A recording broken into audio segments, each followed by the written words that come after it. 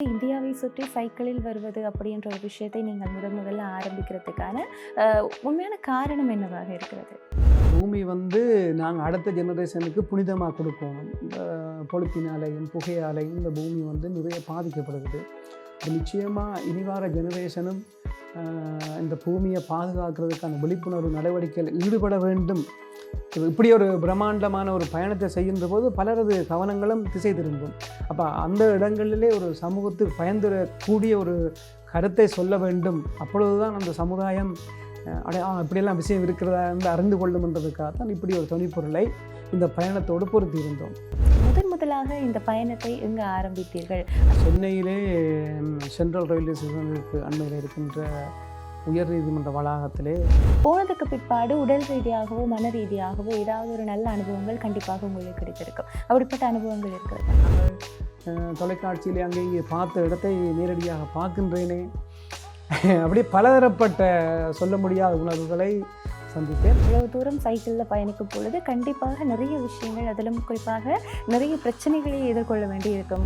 துண்டை விரித்து போட்டு அங்கே இருக்கின்ற கான்கிரீட் பாலத்தின் அடியிலேயே படுத்து இப்பொழுது இலங்கையை பொறுத்த வரைக்கும் பல இளைஞர்களை தாண்டி சிறுவர்கள் கூட இலங்கையை சுற்றி வருவதற்கான முயற்சிகளில் ஈடுபட்டிருந்தார்கள். அதில் வெற்றியும் பார்த்திருக்கிறார்கள். ஆனால் ஒரு பக்கம் இதை நல்லபடியாக பார்த்தாலும் கூட இன்னொரு பக்கம் இதை கீழே சொல்லக்கூடியவர்களும் ஏராள பேர் இருக்கிறார்கள். இதை நீங்கள் எப்படி பார்க்கிறீர்கள்? உலக அரங்கிலே இப்பொழுது இருக்கின்ற இளைஞர்கள் முன்னேறி செல்வது வரவேற்கத்தக்க விஷயம். நிச்சயமாக எந்த நாளும் நாங்கள் துன்பப்பட்ட துயரப்பட்ட செய்திகளை கேட்டுக்கொண்டிருப்பதை விட இப்படியான சாதனையான விடயங்கள், பல புதிய விடயங்களை நாங்கள் வரவேற்க வேண்டும். நிச்சயமாக இப்போ இருக்கின்ற மக்கள் இப்படியான விடயங்களை ஊக்குவித்து பாராட்டி உற்சாகப்படுத்த வேண்டியது அவர்களது முக்கியமான கடமை. என்ற அப்பொழுதுதான் இனிவரும் சமுதாயம் என்ன செய்யும் என்றால், இந்த உலகத்தை தாங்கள் ஆள வேண்டும், இந்த உலகத்தை அறிந்து கொள்ள வேண்டும் என்ற ஒரு உத்வேகம் என்ற பாராட்டுத்தான் உற்சாகத்தை தரும்.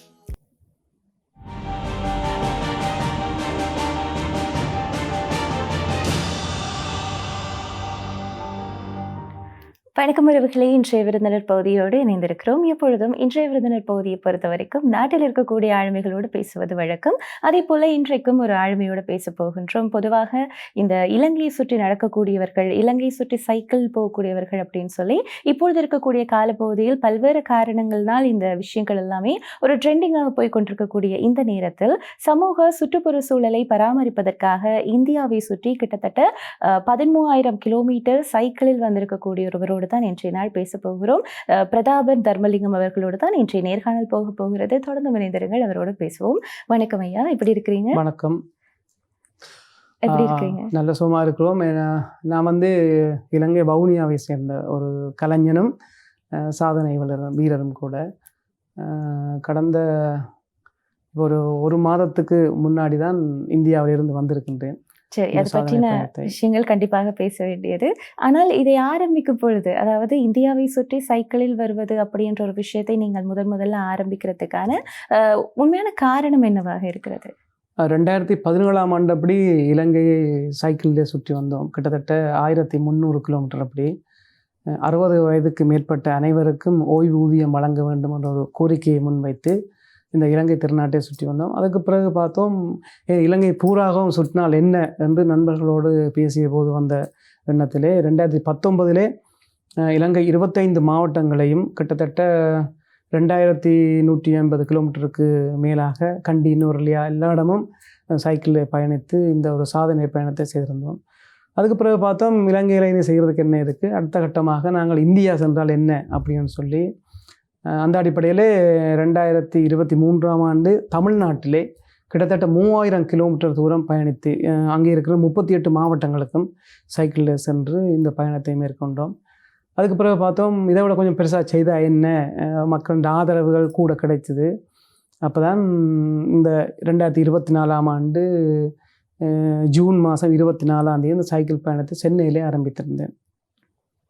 நிச்சயமாக. அதே போல் இந்த இந்தியாவை சுற்றி வருவது அப்படின்றது சாதாரண ஒரு விஷயமே கிடையாது. கிட்டத்தட்ட 13,000 கிலோமீட்டர் சைக்கிளில் சுற்றி வந்திருக்கிறீர்கள்.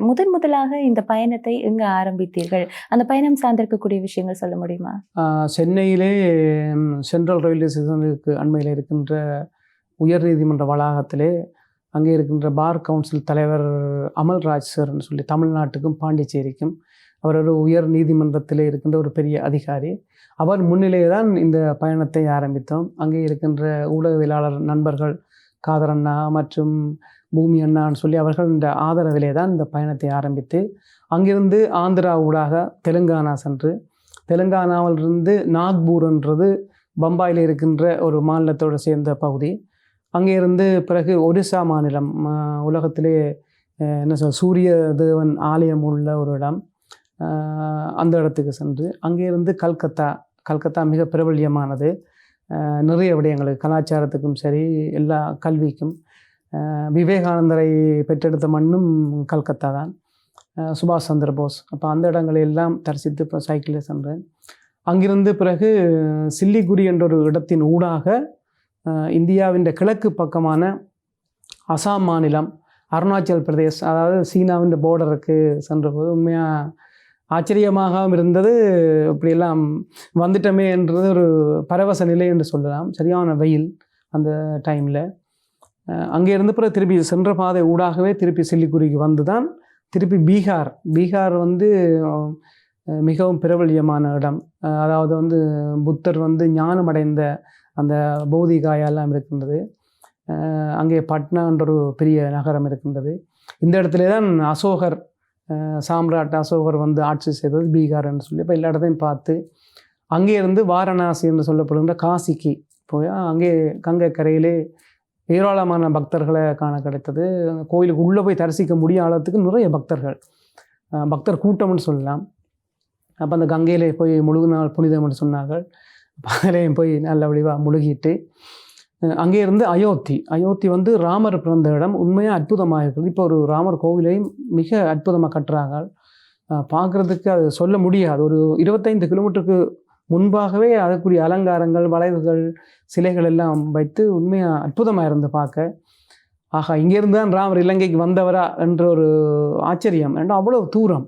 அங்கே இருக்கின்ற மக்கள் எல்லாம் நிறைய மரங்கள் பார்க்க எல்லாம் அழகாகத்தான் இருக்கிறது. ராமர் சீதை பிறந்த இடங்கள், வாழ்ந்த இடங்கள் இதுவாண்டு ஆச்சரியமாக இருந்துச்சு. சைக்கிளில் நான் இருக்கிறேன்னா அப்படின்னு சொல்லி. வெயிலுக்குள்ளால் நிறைய கஷ்டங்கள் தான் இருந்தாலும் அந்த ஒவ்வொரு இடங்களை பார்க்கின்ற பொழுது ஒரு ஒரு ஒரு புத்துணர்ச்சி ஏற்படுறதாலே அந்த களைப்பு சோர்வு எல்லாம் தெரியவில்லை.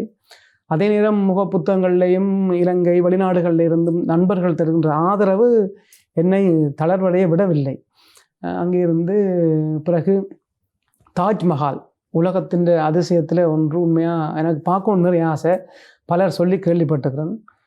அப்போ அங்கே போகும் வரைக்கும் எனக்கு ஒரு ஆர்வம், எப்படி இருக்கும் என்ன மாதிரி இருக்கும் அப்படின்னு சொல்லி. இப்போ தாஜ்மஹால் ஆக்ரா ஜமுனை நதிக்கரையில் இருக்குது. அப்போ அங்கே போயிட்டு ஒரு வளமையாகவே ஒவ்வொரு நாளும் தங்கைக்குள்ளே ஹோட்டலில் ரூம் எடுத்து தான் தங்குறது.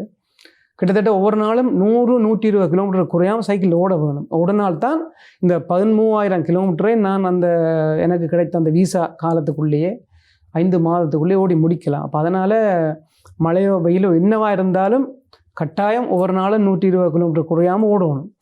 அப்படி ஓடி ஆக்ராவில் வந்து முதல் தாஜ்மஹாலை பார்க்கின்ற பொழுது பிரமிப்பாக இருந்தது. சுற்றி வர அடைத்திருந்தார்கள். இப்போ என்ன, ஒரு நண்பர் சொன்னார், நீங்கள் எங்கேருந்து பார்த்தாலும் தாஜ்மஹால் உங்களுக்கு தெரியாது, உள்ளே போனால் தான் தெரியும்னு சொன்னார். உண்மைதான்.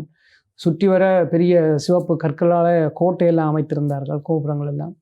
உள்ளே போய் பார்த்தபோது மெய் சிலிர்த்து விட்டது. உண்மையாக புகைப்படத்தில் வீடியோவில் பார்க்குறத விட நேர பார்க்கின்ற பொழுது அவ்வளவு அற்புதமாக இருந்துச்சு. நிறைய நேரம் அதை ரசித்தேன். பல ஆயிரக்கணக்கான மக்களும் வந்திருந்தார்கள். அங்கே எவ்வளவு சனம் நின்றாலும் அந்த தாஜ்மஹால் மறையாது. அவ்வளவுத்துக்கு அந்த பீடத்தை உயர்த்தி செய்திருந்தார்கள். அற்புதம். அந்த 1500-400 ஆண்டு காலங்களிலே ஷாஜகான் என்ற ஒரு மன்னன் தன் காதலிக்காக உண்மையாக பார்க்கின்ற பொழுது அவற்றை காதலியே இருக்கின்ற மாதிரி ஒரு அழகு, அற்புதம், பிரமிப்பாக இருந்தது. இப்போ நினைச்சாலும் புல்லரிக்குது, அப்படி ஒரு அழகு. இவ்வளவு தூரம் நீங்கள் சைக்கிளில் பயணித்திருக்கிறீர்கள் அப்படின்றதான் சொல்லும் பொழுது புல்லரிக்கிறது. சரி, இந்த விஷயங்கள் எல்லாம் பேசும் பொழுது இந்த பயணத்தை நீங்கள் ஆரம்பித்ததுக்கான காரணம் என்பது மிக முக்கியமானதாக இருக்குது. இந்த சுற்றுப்புற சூழலை வந்து பராமரிக்க வேண்டும் அப்படின்கின்ற காரணம். ஆனால் இந்த விஷயங்கள் நீங்கள் இந்த சைக்கிளில் பயணிப்பதால நடக்கும் அப்படி என்கின்ற நம்புகிறீர்களா? இவ்வளவு தூரத்துக்கு பயணிக்கிறதால என்ன மாதிரியான மாற்றங்களை உங்களால் பார்க்க முடியும் என்று நினைக்கிறீர்கள்? உண்மையான என்றால் இந்த பூமி வந்து நாங்கள் அடுத்த ஜெனரேஷனுக்கு புனிதமாக கொடுக்கணும். பொலித்தீனாலையும் புகையாலையும் இந்த பூமி வந்து நிறைய பாதிக்கப்படுகிறது. அப்போ நிச்சயமாக இனிவார ஜெனரேஷனும் இந்த பூமியை பாதுகாக்கிறதுக்கான விழிப்புணர்வு நடவடிக்கையில் ஈடுபட வேண்டும். இப்படி ஒரு பிரம்மாண்டமான ஒரு பயணத்தை செய்கின்ற போது பலரது கவனங்களும் திசை திரும்பும். அப்போ அந்த இடங்களிலே ஒரு சமூகத்துக்கு பயந்துடக்கூடிய ஒரு கருத்தை சொல்ல வேண்டும். அப்பொழுதுதான் அந்த சமுதாயம் இப்படியெல்லாம் விஷயம் இருக்கிறதா என்று அறிந்து கொள்ளும்ன்றதுக்காகத்தான் இப்படி ஒரு துணிப்பொருளை இந்த பயணத்தோடு பொருத்தி இருந்தோம். நிச்சயமாக. அதே போல நீங்கள் இந்த சைக்கிள் பயணத்துல நிறைய நல்ல விஷயங்கள் எல்லாம் பார்த்திருப்பீர்கள். அதே நேரத்துல இந்த மாதிரி ஒரு பயணத்தை ஆரம்பிக்கும் பொழுது இப்படியெல்லாம் நடக்கும் என்று நீங்க முதலில் எதிர்பார்த்திருக்க மாட்டீர்கள். ஆனால் போனதுக்கு பிற்பாடு உடல் ரீதியாகவோ மன ரீதியாகவோ ஏதாவது ஒரு நல்ல அனுபவங்கள் கண்டிப்பாக உங்களுக்கு கிடைத்திருக்கும். அப்படிப்பட்ட அனுபவங்கள் இருக்கிறதா? ஆரம்பிக்கின்ற பொழுது முதல் 5-6 நாளைக்கு உடம்பெல்லாம் சரியாக வலியாக அலுப்பாக இருந்தது. நித்திர உள்ளேக்கே கஷ்டமாக இருந்தது. ஒரு 10 நாளைக்கு பிறகு உடம்பு எல்லாம் ஓகே ஆயிட்டது. பயணம் செல்லுகின்ற பொழுது அங்கே அந்த டைமில் இருந்த வெயில் இங்கே இருப்பதை விட பல மடங்கு அதிகம். அங்கே இருக்கின்ற அநேகமான பெண்கள் ஆண்களை பார்த்தோம் தலைக்கெல்லாம் மொட்டாக்கு போட்டு கண் தெரியாத அளவுக்கு கூட மூடி இருந்தார்கள். காரணம் அவ்வளோ வெயில். 5 மாதங்கள் அப்படி வெக்க இருக்கிறதாக சொன்னார்கள். நான் தலைக்கு தொப்பியும் போட்டு துண்டும் போட்டு குடையும் பிடித்து ஓடி கூட அந்த வெயிலை தாக்கு பிடிக்க முடியவில்லை. அந்த இடத்துல பார்க்கின்ற பொழுது ஆடு மேய்க்கிறவர்கள் புல்லு வெட்டுறவர்கள் எல்லாம் தலைக்கு துணியை போட்டு அந்த வெயிலில் இருந்து வேலை செய்வதை காண கிடைத்தது. நினைக்க பரிதாபமாகவும் இருக்குது. ஆனால் வேறு வழி இல்லை. அவை குடை பிடிச்சு கொண்டு கூட புல்லு வெட்ட இல்லாது. அப்போ அதெல்லாம் பார்க்கின்ற பொழுது ஆச்சரியமாகவும் இருந்துச்சு, சந்தோஷமாகவும் இருந்து நாங்கள் தொலைக்காட்சியிலே அங்கே இங்கே பார்த்த இடத்தை நேரடியாக பார்க்கின்றேனே. அப்படியே பலதரப்பட்ட சொல்ல முடியாத உணர்வுகளை சந்தித்தேன். ஆனால் உடல் அலுப்பு எல்லாமே இருந்தது தான். கண்டிப்பாக அந்த விஷயமும் பேச வேண்டும். என்றால் இவ்வளவு தூரம் சைக்கிளில் பயணிக்கும் பொழுது கண்டிப்பாக நிறைய விஷயங்கள், அதிலும் குறிப்பாக நிறைய பிரச்சனைகளை எதிர்கொள்ள வேண்டி இருக்கும். பசி, தூக்கம் அப்படின்னு சொல்லி அந்த விடயங்கள் எல்லாம் எப்படி நீங்கள் முகம் கொடுத்தீர்கள்? இரவிலே சில வேளை 12-1 மணி வரையும் ஓட வேண்டி வரும். சில இடங்களில் ரூம் கிடைக்காது. அப்புறம் விடிய 5-6 மணி கிளம்புவோம். அப்புறம் நித்திர தூக்கம் இருக்குது. சில வேளைகளிலே சைக்கிளில் செல்லுகின்ற பொழுது நித்திர தூக்கம் இருக்குது. இப்போ இயலாத நிலைமை சைக்கிளை மரத்து ஓரமாக நிப்பாட்டிட்டு சைக்கிளில் அப்படியே கையை வைத்து கொண்டு ஒரு மணித்தியாலத்துக்கு அப்புறம் நித்திர கொள்வது. சில இடங்களில் கடைகளில் நித்திர கொண்டா பேசுவாங்க, இங்கே நித்திர கொள்றான் அப்படின்றப்ப. அதனால் சில சங்கடங்கள்லாம் இருந்தது தான். சில வேளையில் துண்டை விரித்து போட்டு அங்கே இருக்கின்ற கான்கிரீட் பாலத்தின் அடியிலேயே அப்படி படுத்து நித்திர கொள்வாங்க. நித்திர கொண்டா தான் ஓடலாம், இல்லாட்டிக்கு சைக்கிளை ஓடிக்கொள்ள முடியாது. சாப்பாட்டுக்கு பிரச்சனை இல்லை. போகிற இடங்களில் அநேகமாக எல்லா இடங்கள்லையும் ஏதோ ஒரு வகையான உணவு விடுதியோ ரெஸ்டாரண்ட்டோ ஏதோ இருக்கும். அவருக்கா அப்படித்தான் வீதியில் இருக்கின்ற நல்ல சாப்பாடெல்லாம் விற்றார்கள். வாங்கி சாப்பிடுவோம், வயிற்றுக்குள்ளே பிரச்சனையாகிவிட்டது. அந்த எண்ணெய்களோ என்னமோ எனக்கு அவ்வளோ தூரம் ஒத்துக்கொள்ளவில்லை. அதுக்கு பிறகு கொஞ்சம் சாப்பாடு விஷயத்தில் கொஞ்சம் கவனமாக ஓரளவு இதான ஹோட்டல்களில் அப்படித்தான் சாப்பிட்றது. சில பேர் பார்த்தா நினைப்பாங்க இவர் என்ன ஹைஃபையாக சாப்பிட்டு கொண்டு திரிகிறாருண்டு. ஆனால் என்னென்னா அப்படி சாப்பாடு சாப்பிட்டா தான் உடம்புக்கு ஓகே இருக்கும்.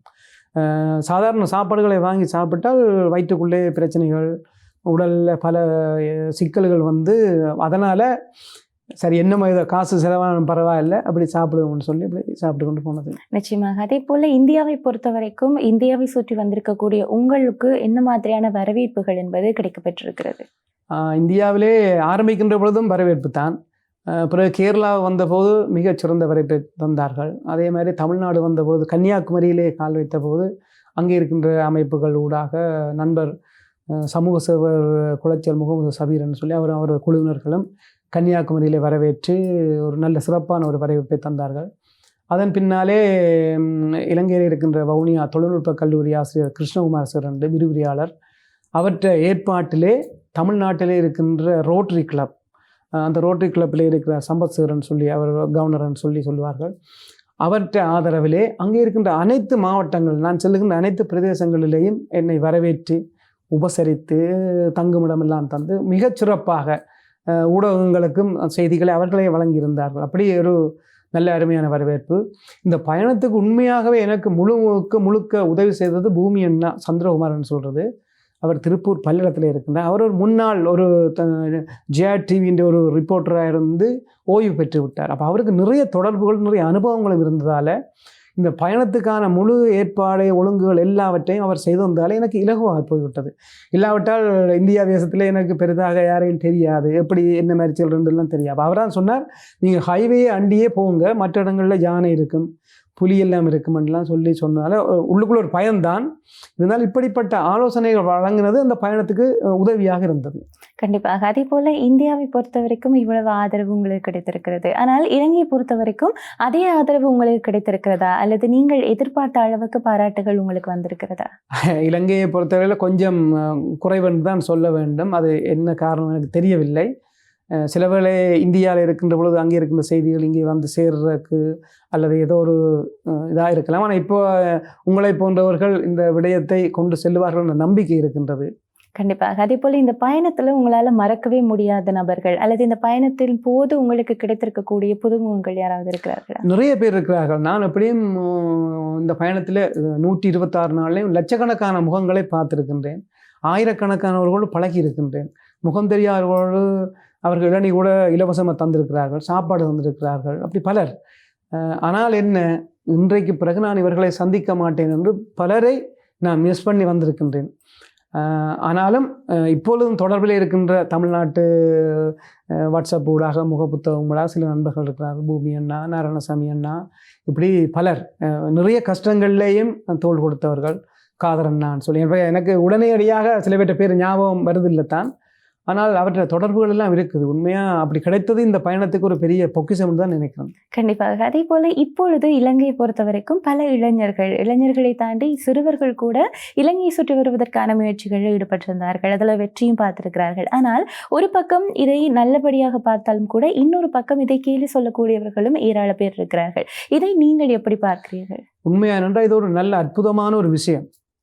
காரணம் என்றால் 1300ஆம் ஆண்டு அளவிலே ஐரோப்பாவிலே ஒரு மறுமலர்ச்சி ஏற்பட்டதாக சொல்லுவார்கள். அதன் பிறகுதான் கொலம்பஸ் அமெரிக்காவை கண்டுபிடித்தது, வாஸ்கோடகாமா இலங்கை வந்தது, லியோனார்டோ டா வின்சி ஓவியம் வரைந்து எல்லாம் இந்த 13ஆம் நூற்றாண்டிலே ஏற்பட்ட மறுமலர்ச்சி.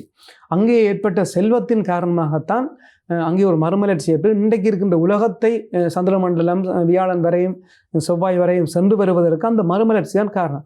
அதே போன்று ஒரு மறுமலர்ச்சி எங்களோட தமிழ் இலங்கை வடக்கு கிழக்கில் ஏற்பட்டிருப்பதாக நான் நினைக்கிறேன்.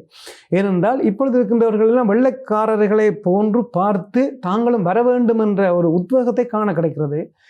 பல இடங்களிலே எங்களோட இலங்கை தமிழாக்கள் போய் செய்கின்ற சாதனைகள், தொலைக்காட்சி ஆகட்டுக்கும் எல்லா விடயங்கள்லையும் உலக அரங்கிலே இப்பொழுது இருக்கின்ற இளைஞர்கள் முன்னேறி செல்வது வரவேற்கத்தக்க விஷயம். நிச்சயமாக எந்த நாளும் நாங்கள் துன்பப்பட்ட துயரப்பட்ட செய்திகளை கேட்டுக்கொண்டிருப்பதை விட இப்படியான சாதனையான விடயங்கள், பல பல புதிய விடயங்களை நாங்கள் வரவேற்க வேண்டும். நிச்சயமாக இப்போ இருக்கின்ற மக்கள் இப்படியான விடயங்களை ஊக்குவித்து பாராட்டி உற்சாகப்படுத்த வேண்டியது அவர்களது முக்கியமான கடமை.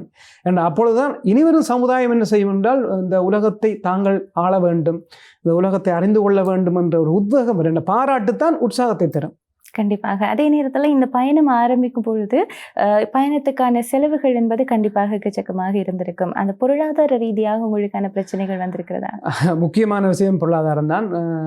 உண்மையாகவே இப்பொழுது நாங்கள் வாழ்கின்ற காலம் ஒரு பொற்காலம். எப்படின்னு சொல்றென்றால், வெளிநாட்டிலே எங்களது நிறைய தமிழ் உறவுகள் இருக்கின்றார்கள். அவர்களை நம்பித்தான் நான் இந்த பயணத்தை ஆரம்பித்திருந்தேன். சொந்தக்காரர்கள் கூட சில உதவிகள் செய்திருந்தார்கள். இருந்தாலும் முகப்புத்தகம் ஊடாக, வாட்ஸ்அப் ஊடாக சில வேளை காசு இல்லை என்றால் எனக்கு தருவார்கள் என்ற நம்பிக்கையில தான் இந்த பயணம் சென்றது. அப்போ இடையிலே செல்லுகின்ற பொழுது காசு முடிந்து விட்டது. அப்போ எனது பயணத்தையும் எனது அனுபவங்களையும் துன்பத்தையும் பார்த்துட்டு வெளிநாட்டில் இருக்கிற எனது நண்பர்கள் ஜோகனண்ணா, இந்திரன், எங்களோட சித்தப்பா அப்படின்ட்டுலாம் நிறைய காசுகளை எனக்கு தந்து உதவினார்கள். இல்லாவிட்டால் இடையிலே அங்கே இருந்து காசு இல்லாட்டி எதுவுமே செய்யலாம், சாப்பிட இயலாது, தங்க இயலாது, அவ்வளவு கஷ்டம். சில வேளை ரூம் கிடைக்காமல் பெட்ரோல் செட்டிலே படுத்து எழும்பி நுழம்பெல்லாம் கழிச்ச அந்த அனுபவமும் இருக்குது. அப்போ உண்மையாகவே இது ஒரு பொன்னான காலம். அதாவது வெளிநாட்டில் இருக்கின்றவர்கள் நீ தருகின்ற நிதி என்பது இந்த காலத்தில் அதிகமாக இருக்கிறது. கண்டிப்பாக. அதே போல வெறுமனே இந்த இந்தியாவை சுற்றி சைக்கிள் பயணித்திருக்கிறீர்கள் என்ற விஷயங்களை தாண்டி சினிமாவை பொறுத்த வரைக்கும் பல பாடல்களில் உங்களால் ஆக்கப்பட்டிருக்கிறது. அதே போல இந்த குறுந்திரைப்படங்கள், இது பற்றிய அனுபவங்கள் உங்களுக்கு எப்படி இருக்கிறது? வவுனியாவிலே கலாநிதி தமிழ்மணி அகலங்கன் சிறன் சொல்லி அவர் ஒரு பெரிய இலக்கியவாதி. அவர் மூலமாகத்தான் கவிதை எழுதுகின்ற ஆற்றல், பேசுகின்ற ஆற்றல், இப்படி பல கலைத்துறைகளையும் கற்க கிடைத்தது. அவருடைய வழிகாட்டிலே கலை இலக்கிய நண்பர்கள் வட்டத்திலே பயிற்சிகளை எடுத்துக்கொண்டு அங்கிருந்து இசை இளவரசர் கந்தபு ஜெயந்திரன் சொல்லி அவர் நல்லா மியூசிக் பண்ணுவார். நிறைய பாடல்களை எல்லாம் இந்த மண்ணுக்காக தந்திருக்கின்றார். அவரோடு சேர்ந்து வவுனியா மண்ணே எங்களின் கண்ணே என்ற ஒரு பாடல், அதே போன்று பல ஆல்ப பாடல்கள் நிறையவற்றை அவரோடு சேர்ந்தும் எங்களது நண்பர்களோடு சேர்ந்தும் செய்ய கிடைத்திருக்கின்றது. இப்போ நாங்கள் இந்தியாவுக்கு சென்று சினிமாவிலே சாதிக்க வேண்டும் என்ற ஒரு நோக்கோடு தான் இப்போ நான் கந்தபுஜேந்தன் எங்களது குழுவினர்லாம் இருக்கின்றோம். இங்கே கிடைத்த பயிற்சிகளை வைத்து நிச்சயமாக நாங்கள் சினிமாவில் சாதிக்க வேண்டும் என்ற ஒரு உணர்வோடு இருக்கின்றோம் இப்பொழுது. கண்டிப்பாக. அதே போல உங்களுடைய அடுத்த கட்டம் என்னவாக இருக்கிறது? ரெண்டு விஷயம்தான். ஒன்று, சினிமாவிலே சென்று ஒரு திரைப்படத்தை இயக்கி நடித்து ஒளிப்பதிவு எல்லாம் செய்ய வேண்டும். அடுத்தது, பிரான்ஸுக்கு சென்று இதே போன்று ஒரு சைக்கிள் பயணத்தை அங்கே செய்வதற்காக அடுத்த ஆண்டு திட்டமிட்டு வருகிறோம். பலர் இந்த பயணத்துக்கு இப்பொழுதே ஆதரவு தந்து கொண்டிருக்கின்றார்கள். அதுக்குரிய ஏற்பாடுகள், நிதிகள் எல்லாம் தாங்கள் ஒழுங்கு செய்து தருகிறோம் என்றெல்லாம் சொல்லி இருக்கிறார்கள். அது உண்மையாகவே மகிழ்ச்சியாக இருக்கிறது. கண்டிப்பாக இந்த பயணமும் உங்களுக்கு மிகப்பெரிய ஒரு வெற்றியை கொடுக்க வேண்டும் அப்படி என்கின்ற ஒரு வாழ்த்துக்களோடு மீண்டும் மீண்டும் இந்த விஷயங்களில் நீங்கள் மற்றவர்களுக்கு ஒரு முன்னுதாரணமாக இருக்கணும் அப்படி என்கின்ற வாழ்த்துக்களையும் ஐபிசி குடும்பம் சார்பாக உங்களுக்கு சொல்லிக்கொண்டு இவ்வளவு தூரம் எங்களுக்காக இவ்வளவு விஷயங்களையும் சொல்லியிருக்கீர்கள். அதுக்கான நன்றிகளையும் சொல்லிக்கொள்கின்றோம். நன்றி ஐயா. உங்களுக்கும் மற்றும் ஐபிசி தமிழ் இதனோடு சேர்ந்த அனைத்து குழுவினருக்கும் மனமார்ந்த நன்றிகளையும், தொடர்ந்தும் இப்படியானவர்கள் இந்த பேட்டிகளையோ அல்லது இதுகளையோ நீங்கள் உற்சாகப்படுத்தி வெளியிலே கொண்டு வர வேண்டும் என்று கேட்டுக்கொண்டு உங்களது பணி மிகவும் சிறப்பானது என்று வாழ்த்தி விடைபெறுகிறேன். நன்றி, வணக்கம். இன்றைக்கு பிரதாபன் அவர்களுடைய இந்த சைக்கிள் பயணம் தொடர்பான பல விளக்கங்களை பேசியிருக்கிறோம். இன்னும் ஒரு ஆளுமையோடு பேசும் வரைக்கும், அடுத்த இன்றைய விருந்தினர் பகுதியில் உங்களை சந்திக்கும் வரைக்கும் இன்று இந்த விடைபெறும் நான் என்று உங்கள் மது.